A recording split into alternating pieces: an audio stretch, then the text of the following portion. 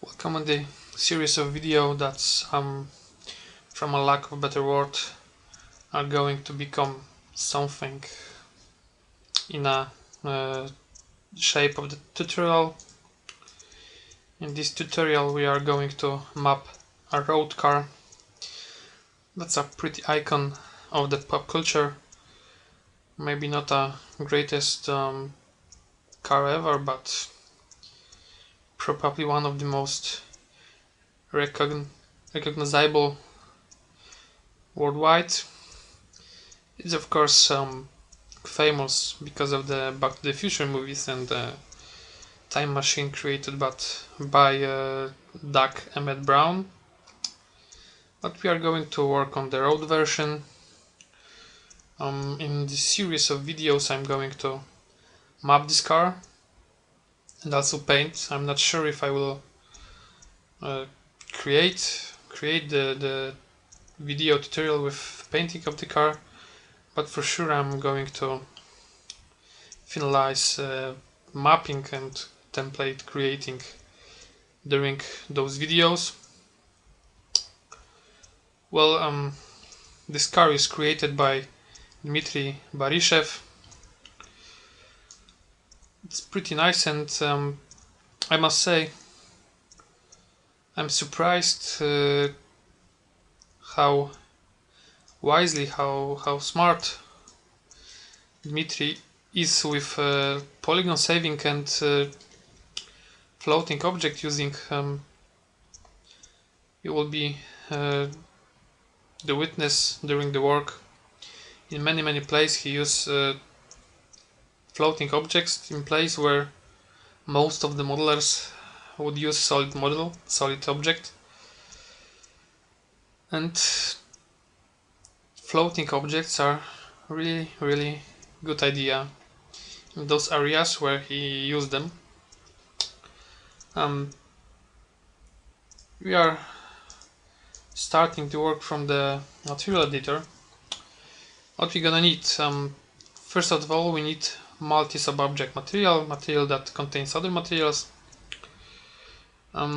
Because it's road car, we are going to use only one ID for the body, one texture, one ID for the chassis. What's chassis? Chassis will be something like lights, the mesh in the front splitter, rear lights, exhaust, but also the engine that it's under the covers here. We'll see the engine later. Windows, obviously everything that needs transparency. In this car it will be only the windshield, rear side windows, and the shield between cockpit, the interior, and the engine bay. Rims, well, obviously tire side, tire tread, also obviously. All the interior, that's low detailed interior that are used to give better performance during the game. It's interior that are going to be displayed from every view except the driver's eyes view. Next 4 IDs contains objects, will contain object of the high detailed interior that are going to be used for driver eye view.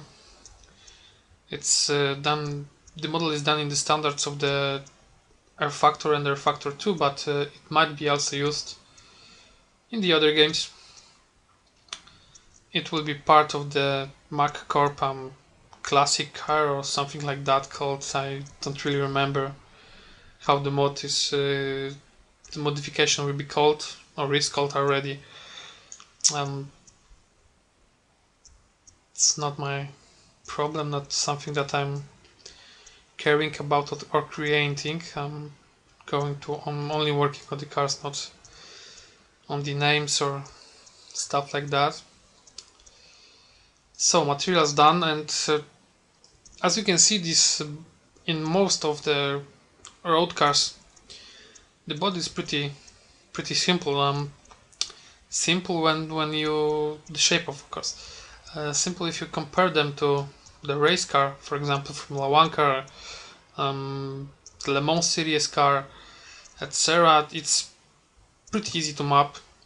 It will take a lot less time to map this body. However, because it's a road car, the interior is highly detailed interior, of course, is really detailed, and all the time we will save on the body, we will probably multiply that amount of time a few times and spend it on the interior. So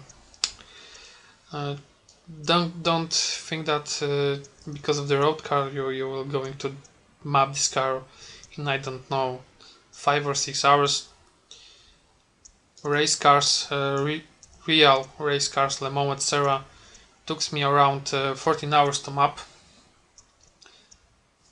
14 hours, I'm not counting the ambient occlusion or shadow layer rendering. Next thing I'm going to do, because it's road version of the car, it's really important to avoid seam edges going through the body somewhere in the place when it's highly visible. As you can see, the car has many body lines done in geometry of the car in 3 dimensions, and the main goal for our work is to put the seam edges only inside those body lines. To do this, I have already detached the car into many objects. You can see them lighten up at the moment. That's the fenders and the roof, doors, bonnet, engine cover, rear bumper plate, rear bumper itself, rear lights, etc. Let's hide my antivirus software. That detaching of the objects, detaching by the body lines, of course, will help me to work around the car. I will have smaller objects to work around, and well, in the next video we're going to start with the wheels, with the rims, and see you this time.